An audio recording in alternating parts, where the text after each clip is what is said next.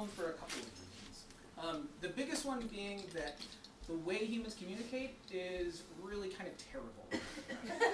So it's a lot of ambiguous statements. Different things can mean different things to different people. Words can have double meanings. Like, we understand this because we've grown up with it and we learned all of this, but a computer wouldn't know this inherently. So for example, in like a statement, two statements like these, the word flies and the word likes means very different things. They do totally different things in the sentence. And it's pretty terribly confusing. Likewise, in a statement like this one, this means something very differently if I've handed you a bag of chicken feed or if I've handed you a fork. So that context we would have to pick up from somewhere, and that's something that we would have to put into computers in the beginning. So this is difficult to do because computers only understand ones and zeros. And there's not a lot of room for anything else in here. And they only understand ones and zeros because that's all we make them to do. We tried other things and they didn't work. And the ones and zeros mean very specific things as well. So, for example, a 1 means on and a 0 means off. And this actually literally means the electricity is going through a wire or electricity isn't going through a wire. So there's no room for a maybe or an ambiguity in something like this. So these like double meanings in words are very hard to encode in the language of a computer. The other big problem is this stuff is encoded in physical silicon.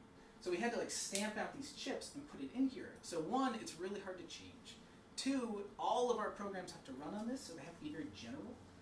And this just increased the difficulty of trying to deal with some of these translations.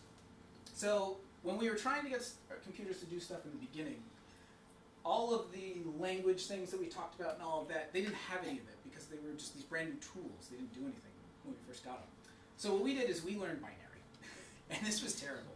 Humans totally suck at binary. If you can imagine trying to do something with a long string of ones and zeros, it's like trying to type out a novel, but you only have 2 letters of the alphabet. So really quickly after we invented computers, we made assembly language, which is not binary. But every line of assembly maps exactly to one thing a chip does. So when you program in it, you're still thinking about how a chip works. This was nice because we did get one thing off of the binary, so when we wrote a program, it could go to different computers now, because we could just move it to the ones and zeros that they wanted via assemblers. So these was all very handy and a little nice, but still pretty terrible in the whole. So this woman is Grace Hopper. She's a fucking badass. She was a general in the Navy, and she is responsible for a ton of computing stuff. And she believed that we could program stuff in a way much closer to English. She was right, but had a huge amount of pushback for this early on. But she invented high-level languages. So this is what people use now. So in this, it's something much more English-like, and individual statements actually map to lots of things that happen in the chip. So we don't have to think about how the silicon is working anymore. We can think of this logical way. So people here who don't program at all can probably read at this code and say like, okay, we're doing some of the year and all humanity and Skynet is targeting us.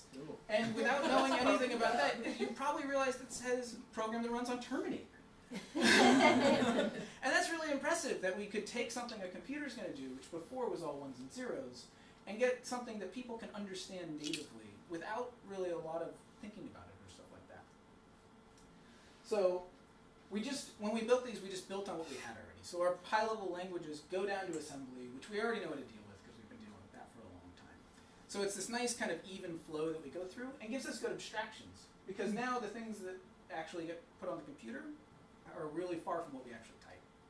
So today there's probably a 70 to 100 high-level languages that are in use, so it's very popular. This is compared to maybe a few dozen assemblers or things like that, because those go more into chips. The languages are good for different things. It doesn't map well into saying things like that. But we're at a really interesting point now where we actually have programs that can start to understand some of that speech that we were talking about in the beginning. So now you can go and you can tell a computer to do some simple tasks at least, and it will be able to figure them out. So you can do stuff like send a text message just by yelling at your phone that you want to send a text message. And this is only going to get better and better as we go. We're going to start to understand that context. We're going to start to teach them the double meaning. And a lot of the stuff that we've learned in our lives, computers are going to know, to the point that you may actually be able to say, go make me a sandwich, and a computer would do it. Yeah.